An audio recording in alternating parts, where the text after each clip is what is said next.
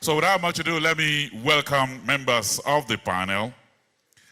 Our moderator is the Senior Program Officer, MacArthur Foundation, Nigeria, Dr. Amina Saliu.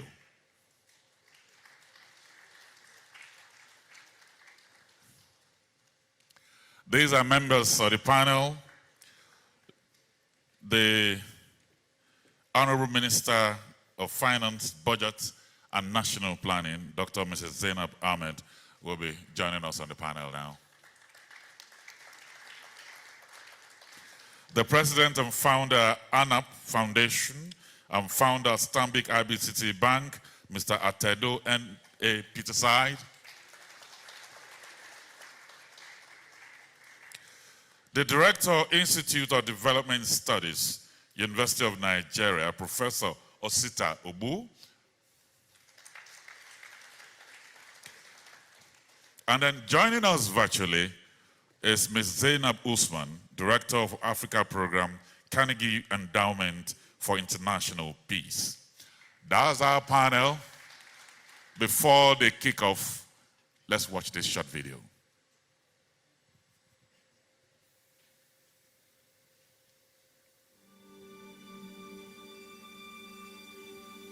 (2023) and beyond, priorities for shared prosperity.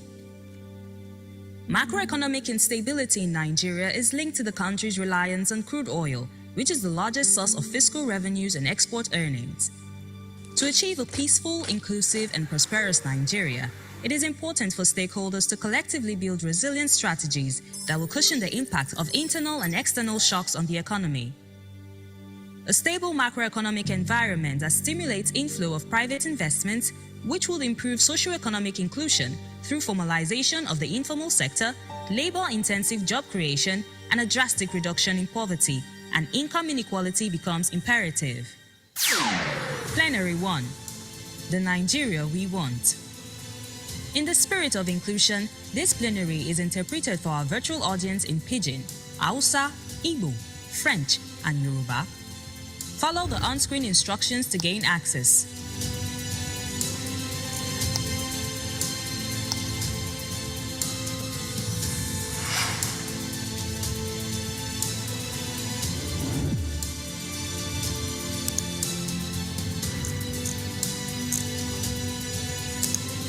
Ladies and gentlemen, please make welcome the panelists for this critical discussion.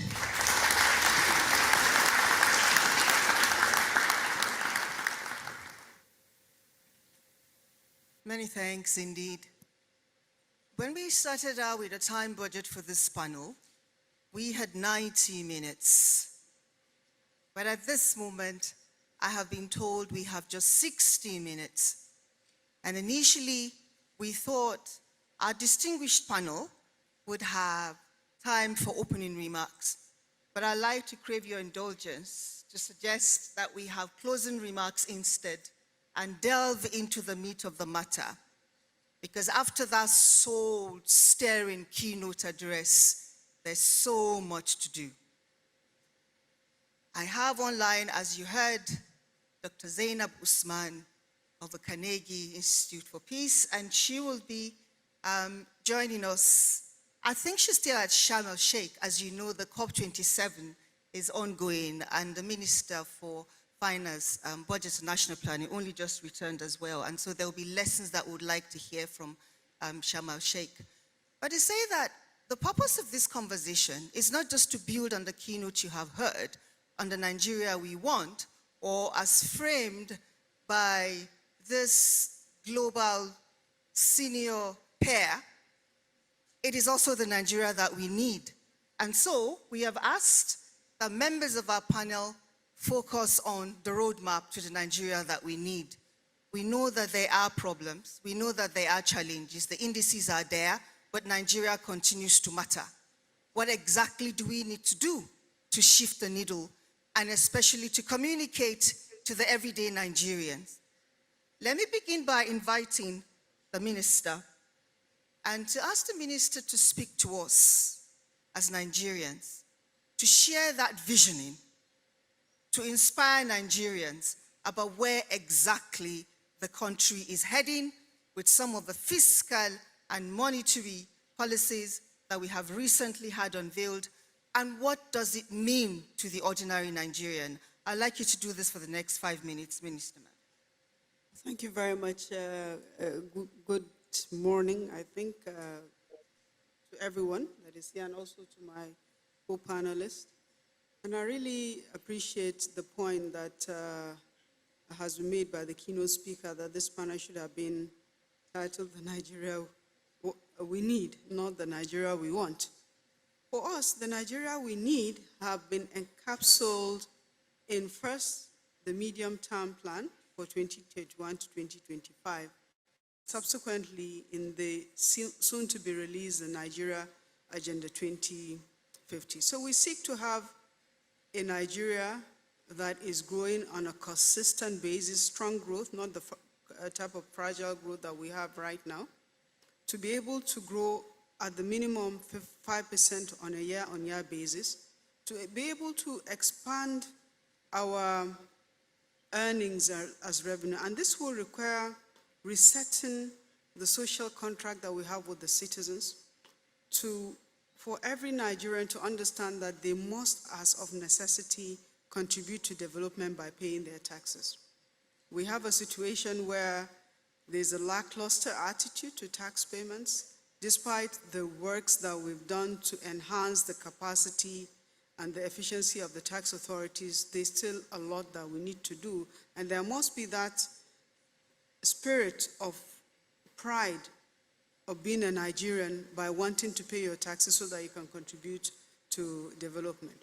We also must work towards concentric diversification. As earlier mentioned by my colleague, the Honorable Minister of State, while different sectors are at different levels of growth, there is none of the sectors that is growing high enough, except for maybe the information and technology sector that continues to grow on a consistent basis. Our agricultural sector has been reporting growth, but the growth has been slow and very steady, and that's not what we need. We need to be able to really grow agriculture on an exponential basis, and it means we have to concentrate on not just production, but as well as processing and exporting agricultural produce to be able to earn foreign exchange income to our country. We must also be able to mobilize external resources, and I'm not talking about loans here. I'm talking about resources from sources like the diasporas. So we must design programs and projects and instruments that will incentivize diasporas to bring in their resources into our country and actually select projects that they want to invest or develop in. If you look at Ethiopia, for example, if you've been to Ethiopia recently, you find that most of the development, apart from the major infrastructure such as roads and lights that is put in by government, the major contribution is from diasporas. And the government consciously designed a program to encourage diasporas to bring in their income. Finally, we must also tackle head-on the need to reduce poverty and actually make life easy for us. So we constantly say we have witnessed 7 consecutive quarters of growth, and it is true. But this growth has not permeated to the citizen. The citizen is still buying food in high prices from the market. So we need to look at how we can reduce the high cost of food prices, and that means we need to look at how we can better handle inflation. Because inflation in Nigeria today, the highest push in inflation is the food component. And the food inflation is driven largely by high cost of transportation, which is largely also driven by high cost of energy. So we must address that energy source by diversifying the type of energy that we use, not just even generally, but for transportation, and also be able to expand the transportation sector itself. Right now, if you're going to move goods, you actually literally have to be on a queue to get a truck to move goods from Lagos to Kano. And the cost of moving goods from Lagos to Kano is much higher than moving goods from China to Lagos. So there are a lot of things that we need to focus on and look at how to unravel them, like, peeling up the challenges one at a time and addressing the results. And just say finally, on revenue, we are currently, despite what we've done, despite the fact that the non-oil revenue has grown and is the non-oil revenue that is currently funding the economy, we've been able to grow the non-oil revenue to levels that have not been achieved before. Last year, FIRS revenues was 6 trillion. As at September, FIRS revenue is 10 trillion, and we're looking at closing at 12 trillion this year. This revenue is driven by the non-oil sector. The revenue targets we've set in the budget have been superseded already, but the oil revenue is dragging the revenue performance behind, having an impact and putting stress on our debt service to revenue ratio. So tax compliance must improve.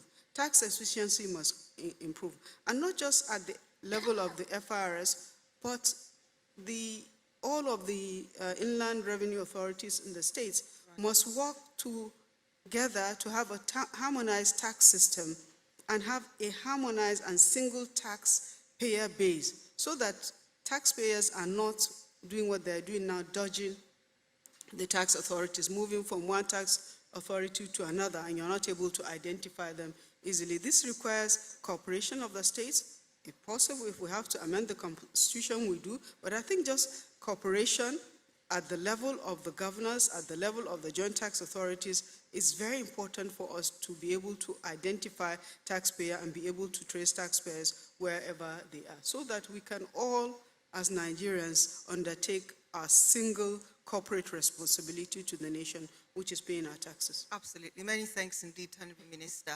And you've raised a very important point we will have to return to. How do we incentivize citizens? Are we in a catch-22 situation? Because if we have food inflation, we have, double-digit high number unemployment. And I know the data will begin to emerge as we go further. And citizens are being asked to be resilient. How do we convince citizens to be resilient, and how do we incentivize them?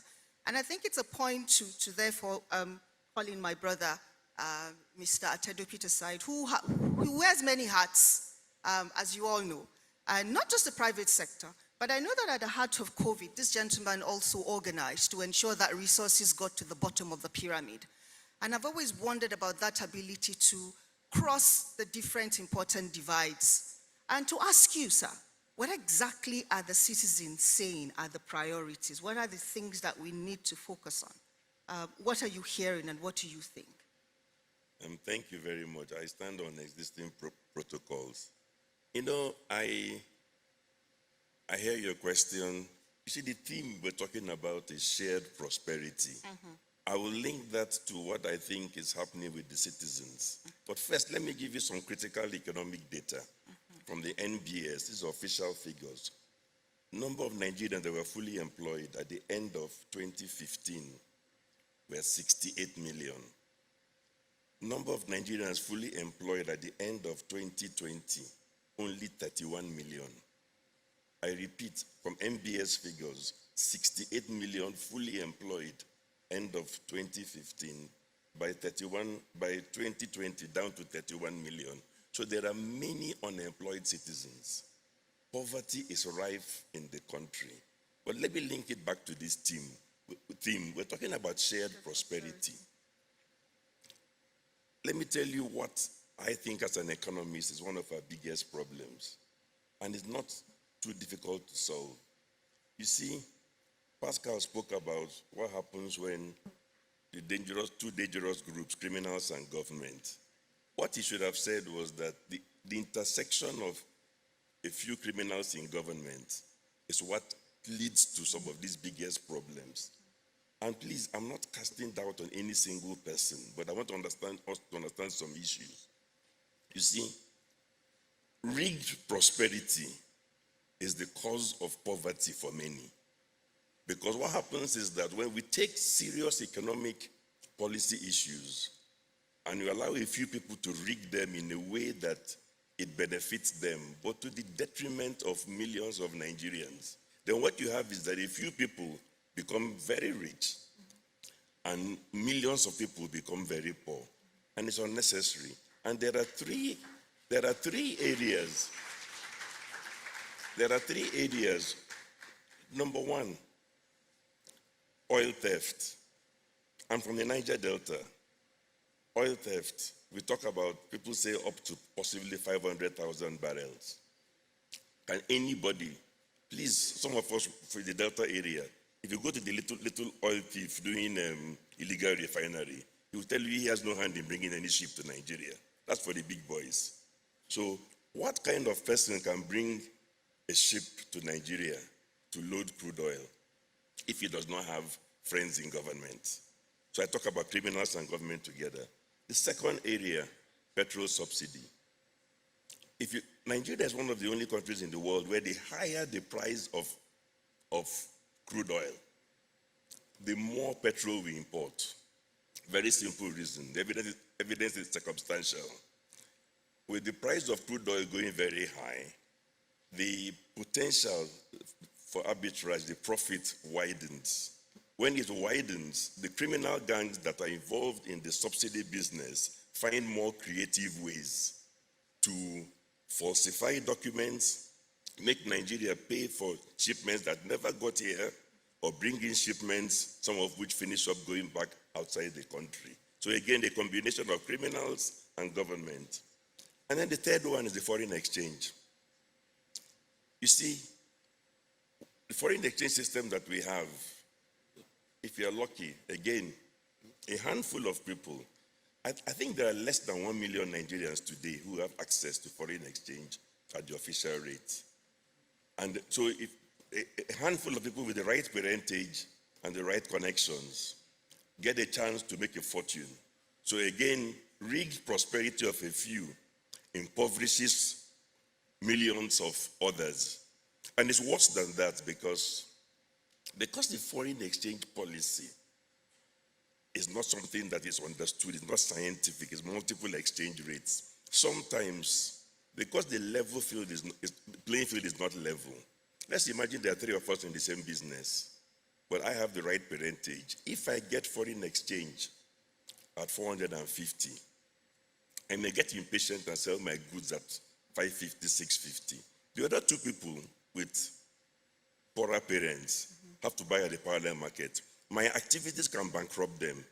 There are Nigerians losing or going out of business, not because they're inefficient, but because an inefficient but well-connected businessman enters their space and they cannot compete with him. So his actions make them bankrupt. So, I came here for just one reason. Aswe dragged me here against my wishes. But the reason I agreed, Aswe, is not because we are leaving. It's because we are at a point of transition. And I wanted to table these important things. And please believe me, each of them are actually low-hanging fruits. There's nothing about any of them that's complicated. And for those who wonder that, but we've had this kind of foreign exchange system before, let's be careful. Even if you had a two-tier exchange rate system, where the first tier was for only one or two defined activities, there's still a level playing field in the second tier. What we have today is a multiple exchange rate system, which is not scientific, and your ability to access dollars is a function of who you are, what parentage you have, and what connections. So let me just stop there, but the point I'm making is that we're not going to have shared prosperity unless we tackle these three things. Even as we left his speech of welcome to begin to mention two out of these three things, because he knew they were vital. So let us decide as a country, do we want shared prosperity or do we want to continue with rigged prosperity? Thank you. Many thanks indeed, my brother. And I think your next intervention, we would want you to return to what this means for the everyday citizen as well, because bottom line, this is what really matters.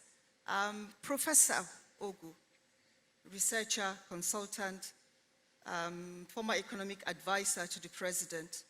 You've heard our first two panelists, talk about the duty of the citizen, talk about the fact that our policies have to be consistent and realistic. And when we say shared prosperity, we have to say what we mean and do what we mean. And I was wondering about some of those priorities that we've heard you mention sometimes in your writings and your contributions to get us to this kind of space of meeting the needs of the everyday Nigerian and really addressing prosperity. And to look at the role of planning in there and consistent planning, because from Mr. Peterside's intervention, what I can deduce from that is that there's been a lot of policy somersaults, and there has not been consistency, for example, across administrations. So what's the role of planning, and how can we protect policies that work for people without, having a reversal? Thank you very much, Amina, and I want to thank NESG for inviting me. Nigeria is working, but Nigeria is working for a few. If you want to speak about shared prosperity, you first have to create the prosperity before you start sharing. At the rate at which we are growing, including the projections that are being made at 5%, it's difficult for us to actually enlarge the pie that we are going to share. But having said that, you remember that there was a time Nigeria was actually growing at 6-7% or more, and yet the inequality was widening. So that's why I started by saying that Nigeria is working for a few. Inequality is not something that you treat casually, because it undermines the solidarity and mutuality with which responsible citizenship is defined. So when you even want to impose tax and the people are not citizens, by definition, you can't. There is a gap. They don't feel a part of. The great Singapore leader who died said, "We are creating a nation where everyone has a stake in it now and in its future." That statement is loaded. So the Nigeria we want is a nation where everyone has a stake in it now and in its future. How do you create that stake? Take the educational sector, the leveler. Many of us came through the public educational system. The reason why Nigeria is working for a few is that no one cares about the public educational system because that few have access to private schooling and external schooling. They have access to that foreign exchange you referred to. So the Nigeria we want is a Nigeria that goes back to pay attention to public educational system. Is a Nigeria that reconstructs the federation such that the states becomes hubs of innovation and industrialization. Sometimes we speak as if there is only a federal government. But there are 36 governors. And those states themselves must become hubs of innovation. I had mention of agriculture agriculture is not growing. Agriculture cannot grow because the science behind agriculture is not growing in this country. We are not investing. Agriculture is 95% science and 5% labor. So when we were told all of us should go back to the farm, I thought, from where? How? No, you deploy knowledge to increase the yield and productivity in agriculture. That's how agriculture grows. All agricultural revolution all over the world is driven by knowledge. So it gets me back to my sector, education. No serious attention is being paid to this sector. Universities were on strike for 7 months. So the Nigeria we need is a Nigeria that places a lot of emphasis on producing relevant manpower and skills. The Nigeria we need is one that treats universities as centers of solution. If there is headache in Israel, they will quickly call the Hebrew University and say, give us the Panadol for this headache. Developing countries, Nigeria must begin to treat universities and not just where we produce students. And we do produce students. But we're also questioning the quality of the students we are producing. We're also questioning even the quality of the faculty that are teaching the students, because the place has been so debased that our best are not coming into the university. So the Nigeria we want is a Nigeria that takes a few steps and says, there are two types of infrastructure, moderator. There is the fiscal infrastructure and the social infrastructure. Most times the discussions revolve around the fiscal. Road, railway, ports, airports, and so on. The social infrastructure, which is the human capital, dealing with education and health, are not that discussed. Because once again, the elite have other access. Because it ties down to even what Atedopi Desai said. All of us, the elite, are being subsidized by the government. I want to travel, I get $4,000 exchange if I can, from the bank, and at the official exchange rate. It's subsidy, huge subsidy. Absolutely. I'm paying school fees for my child abroad, it's huge subsidy. Absolutely. Yeah. I must ask you to hold that thought, Professor. I don't want them to accuse me of partiality because we're from the same constituency. We will come back and you will complete your thought, because you've taken us along a certain line around social infrastructure that is sometimes invisibilized, and it's very important. But I have to bring in Dr. Usman online. She has recently written a book on economic diversification of Nigeria, actually, and she's looking beyond oil, wealth, prosperity. I would like to ask the tech team to please center Dr. Zainab Usman. There she is. Hello, my sister. Can you hear the room? Excellent, excellent. We can see you. And our last panelist took us along the trajectory of looking elsewhere as we grow our economy, to look towards those infrastructures that can be the base, if you will, for a strong country. And we would like you to share with us some of the findings from your recent research on how diversification can actually lead to shared prosperity. Thank you very, very much, my sister, Dr. Amina Saliu. Good morning, good afternoon, everyone. I'm really sorry that I could not join you in person. I was really looking forward to participating in this plenary panel, but the change of dates kind of threw a spanner in the works. But thanks to digital technologies, we're not allowing geographical constraints to limit our ability to participate in this important discussion. So all protocols duly observed. Very, very delighted, very honored to be here. I guess I'm going to take a slightly different tack from the other distinguished panelists, in the sense that I want to go beyond the specific policies that Nigeria needs, and there are tens or scores or even hundreds of them that we need at the federal level, at the subnational level.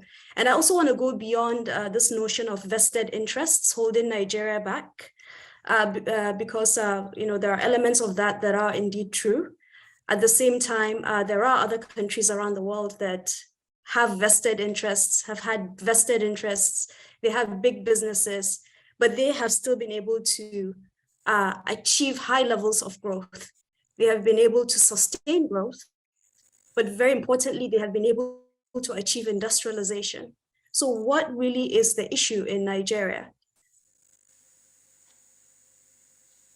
So based on over a decade of research, which culminated in the book that was published earlier this year, entitled Economic Diversification in Nigeria, The Politics of Building a Post-Oil Economy, my central argument is that Nigeria's main development challenge is the struggle of diversifying its economy. And this challenge is not only economic, it has political, social and human development implications. As we know, the challenge of economic diversification in the country is characterized by the fact that we have irregular growth episodes. The country is highly dependent on revenue from crude oil exports, for exports, but also for revenues, fiscal revenues in particular. But the key point that I make in the book is, and that I think is very, very relevant today, is that politics also plays a very important role in this challenge of economic diversification. So what does that really mean? What it means is that Nigeria has a very unstable political settlement, as we call it in the literature. Some would say political consensus. Some would say an unstable distribution of political power, which makes decision makers in the country, it puts them in a perpetual state of crisis management. No matter how well-intentioned you are as a policymaker, you are in a perpetual state of crisis management. And for that reason, we've seen the country right from the 1960s in this state of crisis management, having economic policies oriented towards macroeconomic stabilization, oriented towards the restoration of growth, and in some cases oriented towards selective public sector reforms, what I would call easy fix reforms, not because they are easy, but they're relatively easier to implement than the systematic long-term reforms and policies needed to transform and diversify the economy.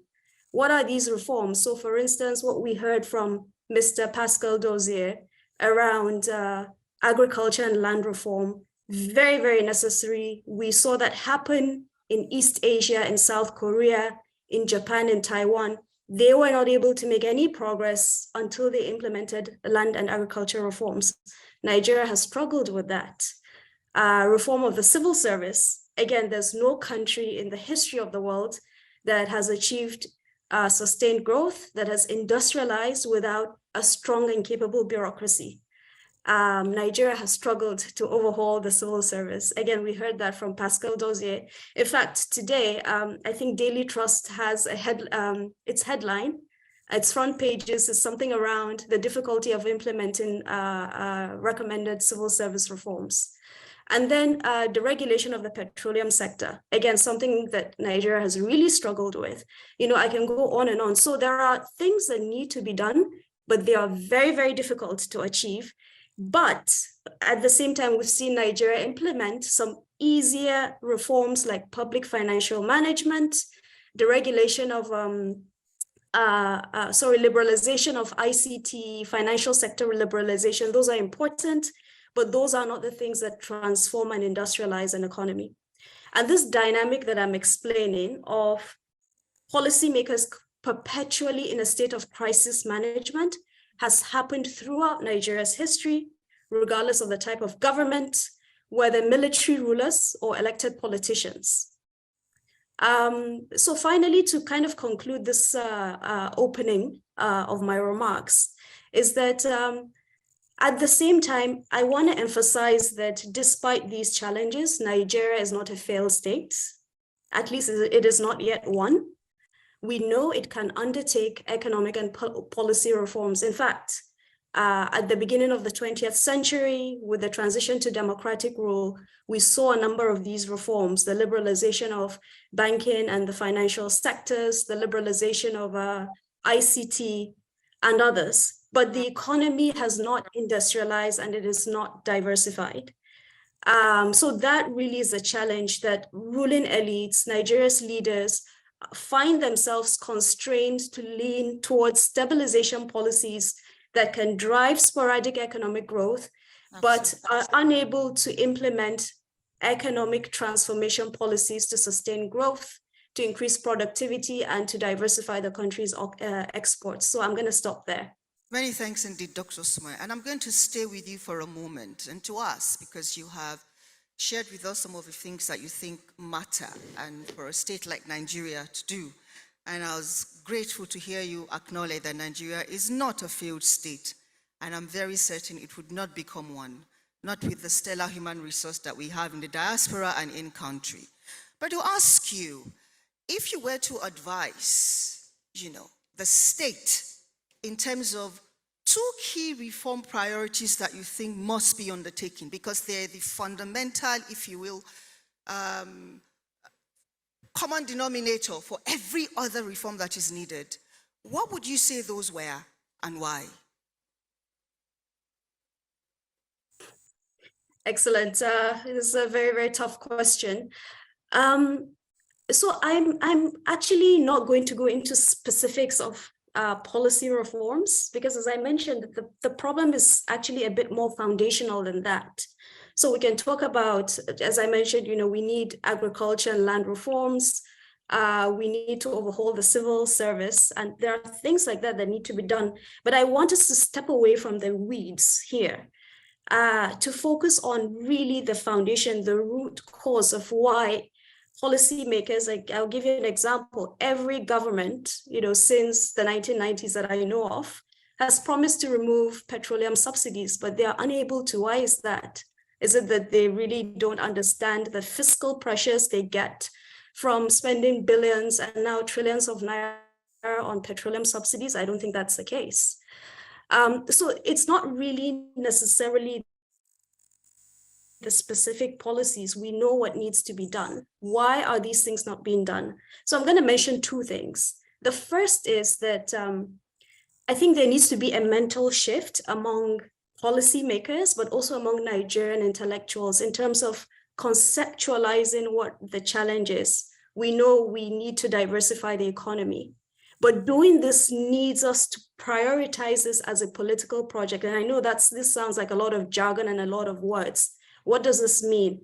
What it means is that no country historically has industrialized because industrialization is a nice thing to do, because having a large, wealthy economy is a nice thing to do. You industrialize because there's a political imperative to do that, because your survival as a country very much depends on that. Again, we can look at the examples of South Korea, of Singapore, its rivalry with Malaysia, South Korea, the threat from North Korea, China, the internal threats it faced because it had imploded several times in its history. And in the case of Nigeria, that political imperative to industrialize, to transform the economy is there. Someone mentioned, professor on the panel mentioned Singapore, the need to provide a stake for everyone in Singapore because Singaporeans were becoming seduced by communism. In the case of Nigeria, we can see parts of Nigeria are really under severe security challenges. So there is a strong political imperative to create an economy that delivers shared prosperity for all. But to do that requires that mental shift that this is a political imperative. So that's the first thing. The second thing, very quickly, I'm going to mention is that once that political imperative is there needs to be a stabilization of the balance of power in Nigeria. Because to me, from my perspective, the challenge is political. You mentioned earlier that there's a challenge of policy continuity. You talk to a lot of the policymakers who are there. They would tell you that they have only 2 years in every electoral cycle to implement policies because you're worried about your political survival. Elections are very competitive, very fierce. How do we find a way of stabilizing this balance of power so that elections are not this do or die affair? Absolutely. So, and then the third, and this is the final point I want to make, which is that after stabilizing this balance of power, there needs to be a shared vision for transforming the Nigerian economy. And when I talk about vision, I'm not talking about the policy documents, Vision 2020, 2030. Those are important, but the kind of vision that I'm talking about is one in which the entire society understands that there's a specific way the country wants to manage the economy. What should be the balance between the role of the state and the role of the market? There's no shared consensus in Nigeria on that. If you talk to someone in Lagos, they think Nigeria should probably be highly, highly liberalized, which makes sense if you're in Lagos with a strong service economy. If you talk to someone in Ebonyi or Nasarawa, their realities are different. So how do you develop that shared vision and ensure that there is regional complementarity among Nigeria's 6 geopolitical zones? So those are the 3 things I'm going to mention. Absolutely. And thank you for your intervention. Absolutely. Absolutely cogent intervention. I'd like to return to Mr. Peterside in light of what Dr. Usman had mentioned.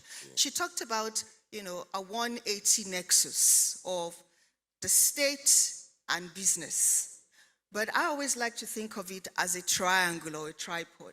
There's the state, of course, there's the private sector, but there's also the citizen. And earlier you talked about rigged prosperity because a few have captured the space and captured resources.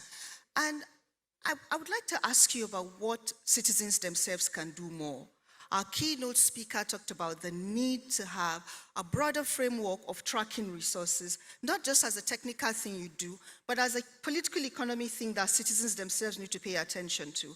And most times, we expect government to deliver. Government should deliver. That's why they asked to be voted into office. But what's the role of the citizen as well in ensuring that they follow and they also do their part? When you talk about the citizens and what they can do, they are largely the victims. And sadly, what we have now in Nigeria is that large chunks of the citizenry have embraced the Stockholm syndrome. They are hailing and cheering people and political leaders who have actually helped impoverish them. So they are competing to curry favor. They are so poor that they are competing to curry favor from the very people who are impoverishing them. So that the change all over the world, change never really came from the masses. It usually comes from somebody in the middle class, are the ones who are not so hungry that they decide that I'm not going to be tied down to the Stockholm syndrome. I'm going to point the right direction. But let me just take on something that Zainab said. I'm not disagreeing with her, but I was talking about low-hanging fruits. She was talking about some deep reforms that take time, including civil service reform, land use, bringing down the cost of governance. Those things too are required. But let me just point out that it is not true that the Nigerian economy has not grown before for long periods. So which means that in spite of the lack of civil service reform, with this same land use decree, with all kinds of distortions, our economy was actually the largest growing, the largest growing medium-sized economy for close to 15 years. So what I'm saying is that what went wrong with all these distortions, we were growing before. With all these distortions, full employment in 2015 meant 68 million Nigerians. So what has gone wrong that all of a sudden full employment falls, collapses? I'm saying that there are some new things we started doing badly that we were not doing badly before. Don't get me wrong. We've always been doing a few things bad. I was on the economic management team for President Yaradua. Same for President Goodluck Jonathan. When the economy was growing quite rapidly and they were taking credit, some of them are alive. I constantly reminded them that this economy is growing in spite of you. Yes, Nigerian economy we hear today is 92% private sector. For as long as government does not do anything really stupid to hold back the private sector, the economy will grow. What has happened is that the big difference now is that we have crossed into some new types of misdeed that we never have had before. Mention for me one country in the world that has multiple exchange rates. I don't mean dual. Now let me continue as well.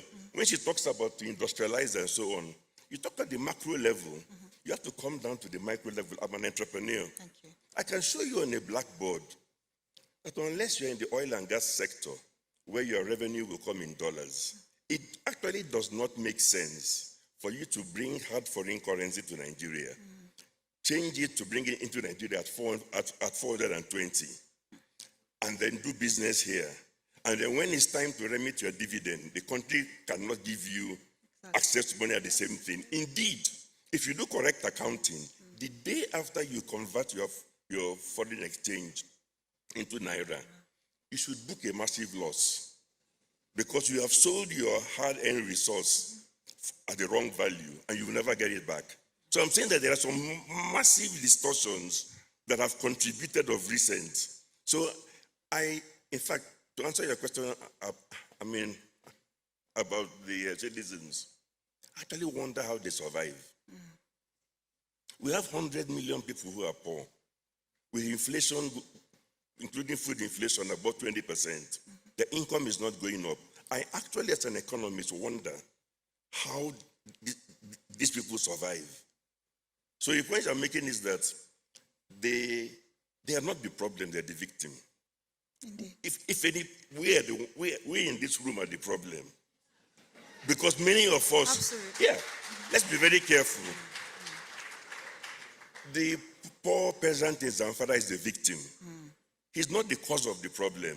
Okay, a few of them, when they now realize that Nigeria has no plans for them, they have no income, and the only way we can get food is to buy legitimately, is to bring out money which nobody gives them.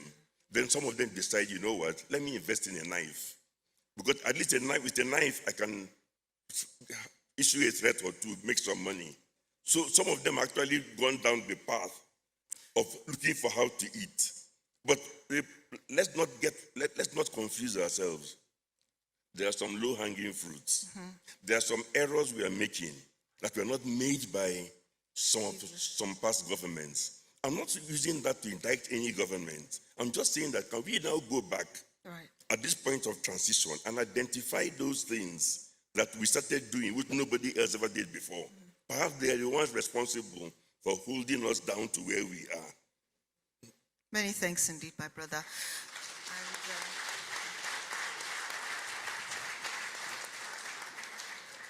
At a point in time in this conversation, I hope I get the chance to ask you, what you will say to the elite that do not vote? Hold the thought, sir. Professor Ogu, you talked about social infrastructure, very spot on. And you're also a data person. I'd like you to paint us a picture of how we can move from where we are now to where we ought to be, especially comparing with lessons from countries, for example, that have had the courage to say that they have feminist policies, countries that even have a ministry of happiness. Absolutely, audience. Countries that would ensure that their legislature is balanced in terms of gender, in terms of geography, in terms of generation, and even ability. And here we are in 2022. We are 2.6% of the world, and we contribute to 10% of its maternal mortality. And the figures in the National Assembly is 4.5% women. You come to the informal sector, over 70% of those businesses are women-run. And women are, in fact, emerging household heads. If we talk about health and education, without talking about the people who are most affected, we probably aren't going anywhere. So with the lessons you have seen from your work with the World Bank, from the conversations you've had on the African continent, how exactly can we center gender equity and social inclusion to have the shared prosperity that we seek? Thank you very much. Before I get to your question, you know, the private sector, which dominates this audience, likes to hear that they are the drivers of the economy. But I always remind them that you have to create the vehicle first before they can drive it. So if the vehicle is rickety, cannot move, what are they going to drive? Policies matter. Government is very important for business. In fact, when they say government has no business in business, I say that is such a falsehood. Government has business in business because they set the tone, they create the environment. The budget is an instrument actually to incentivize the private sector to act. So you can see that if government starts wobbling, the private sector will wobble. So we must pay attention to government. The state is very critical, especially in our stage of development, in making the transition, the diversity she was referring to. When we pronounce diversity, it just doesn't come natural. Diversity is not a natural phenomenon. You need to create it. And the state, in partnership with the private sector, has to create that diversity. On the inclusion that you referred to, you know, it's like my earlier point. First, the baking of the cake must have all hands on deck. It's just that the sharing of the cake has not engendered us to perform at our best. If I know that the prosperity of today will escape me, but my children will benefit from it, I'm likely to work hard. But if I know that even the prosperity of tomorrow, because my children, because I'm poor, are not being prepared to take part in the prosperity of the future, it is going to dampen my spirit. That's why I refer to responsible citizenship. So, whether you're female or male or child, poverty is a debilitating factor. You are not able to participate in the economy to your full potential. And so, the point she was making earlier, politics is superior to economics. Unless you get politics right, you cannot get economics right. It is the politicians that prepare budget. Remember that the executive can even bring a budget to National Assembly and National Assembly will alter it. There was one time I wrote a piece and I said, whose budget is before the National Assembly? Is it the president's budget or somebody else's budget? The National Assembly will just distort and tear the thing apart, making the policies that are being articulated in that budget not to have meaning again. So, gender inclusion implies that we are sensitive and are addressing policies that cater for those whose voices are not being heard. To include those voices mean that we go back to the basis and have a process that allows them to participate.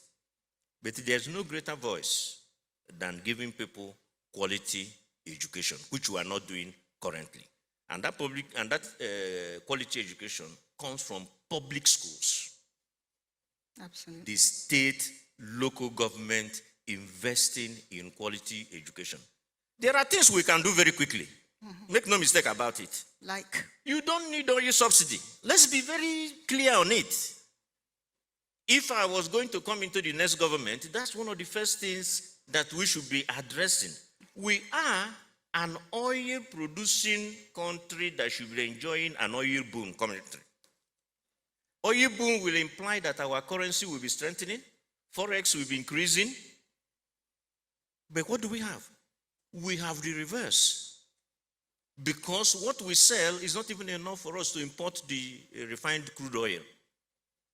So I think it's important that we know that there are things, cost of governance, extremely important that we address it. I don't believe that civil service reform is that difficult. All right. During Obasanjo, we had started that process. In national planning, I know what I did as somebody who was in charge of national planning in 2006. There were resources provided to enable us to restructure institutions and make sure we right-size them appropriately and make people gainfully employed outside the system of governance. All right, Professor. I think we're back to that question of, so if we had a civil service process, a reform process in place, why has it stalled?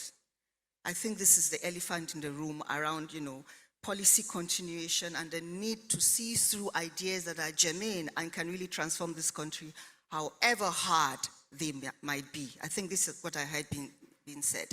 But because time is the enemy, and I know that we have just about 10 or so minutes left, I have left the Minister for Finance, last to be able to respond, because I know as government, when you have this kind of panels, there's always a lot of things said that require a lot of response. But dear Minister, I would want you as much as possible to just respond to some of the things you think are cogent to say. but to also ask one question, maybe two, but one around the way in which government communicates with citizens. Is there more we can do in that direction for the ordinary Nigerian to understand the purpose of setting policies? Because, like has been said, if a citizen who even has access to Forex now, or who needs to have anything to do with Forex, goes to the parallel market and they have to cough out in the region of, 1,000 naira for £1, but they're told by government that the official rate is in the neighborhood of 400, 500. Who do they believe? Reality would always want to win out. So what is it about communication that we probably need to do more of? And to ensure that Nigerians really believe that we really want a prosperous country and we're working towards that. And second is data. What's our number in Nigeria? The last census we had was in 2006, and numbers are important for planning. It's 2023, that year, where we have a census that will be done differently so that we can have realistic time-bound data to be able to do this planning, to communicate to these Nigerians. Thank you very much, Dr. Amina. Permit me to just step back a little bit and mention something about gender. We need to give credit to this Nigerian Economic Summit 28, because in the past, all the summits we've had, gender was classified as a cross-cutting issue. But in this summit, this is the first time we have a gender day. So we have a day 3 that is concentrating on gender. And I think we need that because we need to all sit down together and articulate how we can provide more opportunities for women, whether it is in elective offices or appointive offices or girls in school or children out of school. So just for the information of the meeting, that we have a day 3, which is gender day, and I urge participants to please take part in that. It's very important. On the issue of communication, unfortunately, to rebuild a social contract between the government and the citizen, we have to be able to communicate effectively so the citizens understand what government is trying to do, and also understand what is in it for them, for them to be able to contribute their own civic responsibility. So communication has been, I must say, one of the weakest links that we've had as government, and we continue to find. And we've started seeing more of digital communication, more of young people coming into the space to communicate in different ways that people makes it easy for people to understand. I'll give you an example. Every month we sit down as a federation, we have a meeting of FAC, and we used to release in the newspaper, X billions shared within the federation. People didn't understand or don't even appreciate that is information that is being given to them so that they know what is coming to their state and what is coming to their local government, and show an interest on how the funds are being used. So we recently started producing infographics to make it easier for people to see graphically the data, how much is collected in each category of the major revenue streams, how much is the cost of deductions, in terms of cost of collection, but also fuel subsidy. Right. And we have started working with civil society organizations to encourage them to use that data to educate the citizens so that people are more informed and they begin to carry on their civic responsibility, which including asking those informed questions. So for me, that is critical. Right. On the second aspect, again on education. Right. Whatever we do, if we don't educate the citizens, we're not investing right enough. Because investment in education is an economic investment. Investment in health is an economic investment. There has been data that has shown how much returns that you get when you invest, and data is important. So we continue to support the NBS, and the NBS has been doing creditably well to the extent that multilateral institutions are using them for their own service and actually using their data. But then again, the current leadership in NBS, we've told them that you need to find also more creative ways to communicate that data that you're producing so that people understand it. When we release GDP figures, I often get asked a question, so what does that mean to the citizen? Exactly. We are growing 7 quarters of growth. How does it affect the people? So we need to continuously find how we can communicate better, well, let me say simpler, in a manner that the citizen understands and actually own the data. The project that we have launched, the earmark, the iMark, is an important one. It's also about using data, but then connecting to the data to fiscal projects so that citizens can get hands-on and get involved. Many thanks indeed, Madam Minister. I would like to give the panel 1 minute for their closing thoughts. And I would like us to end on a reflective mode because there's work to be done and everyone has their share of it. And I'd like to ask you where you see hope, because there's always hope somewhere. Where do you see hope and why? Dr. Usman, if you are still with us, may I start with you? Perfect. Okay, in 1 minute, let me make this very quick. But before then, I want to quickly respond to Mr. Atedo Peterside. My sister, I'm not the enemy. Time is the culprit. You have to have a bilateral with my brother. Upon my honor, I can organize that. It always has that effect. But you have to make your closing remark. I'm sorry. I need to fly down to Lagos to have a bilateral with him. Okay, excellent. We'll make that happen.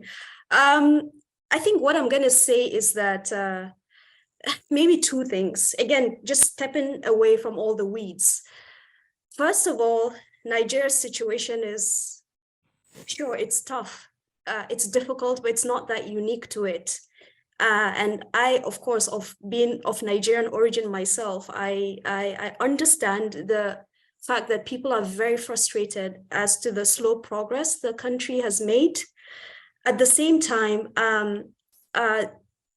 thinking that Nigeria's challenges are intractable and they are caused by shadowy vested interests who cannot be held to account, I think it induces intellectual paralysis.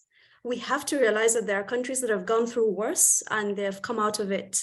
But this does not mean that people should be complacent either. All this to say that Nigeria's challenges are solvable. The solutions are there, they exist. So we okay, I'm going to leave it there. Professor, what gives you hope about our country? I was in Paris a few weeks ago, passing through the airport, and the music they were playing was Nigerian. Brilliant.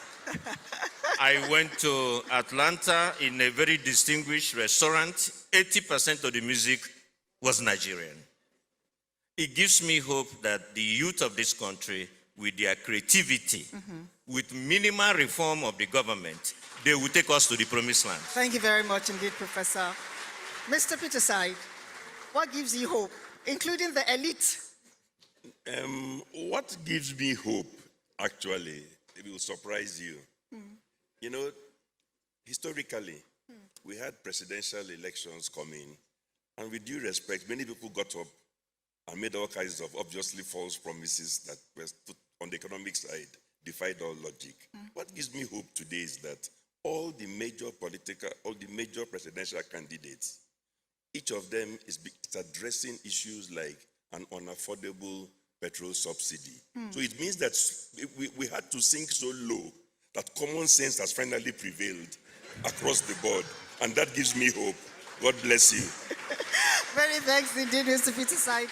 Minister, ma'am, what gives you hope? Well, my hope is in the demographic that we have. We have a very large youth population that are entrepreneurial and technologically savvy.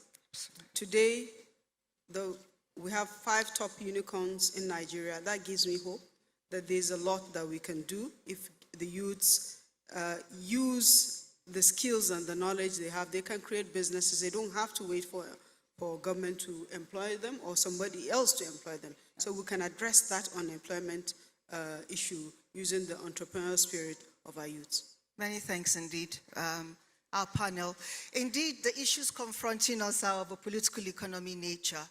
And we do recognize that neither one or the other is more important, but the two have to have a balance. And it's been said that there are three game changers, actually, that might transform our world. It's women, young people, and technology.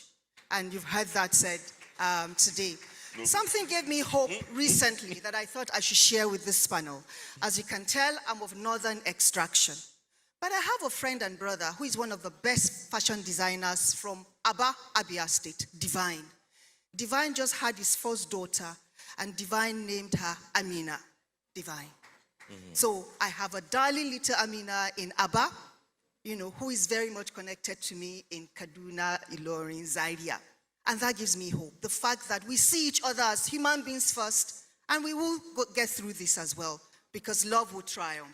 I thank you very much, our panel, and the audience for your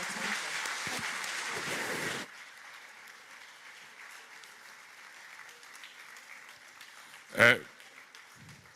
Mr. Chairman, please you can join them for the group photograph, please. Thank you very much. Please, panel remain very quickly. This woman is indeed an asset to the collective. Let's put our hands together for the panel, please. Thank you very much. Thank you.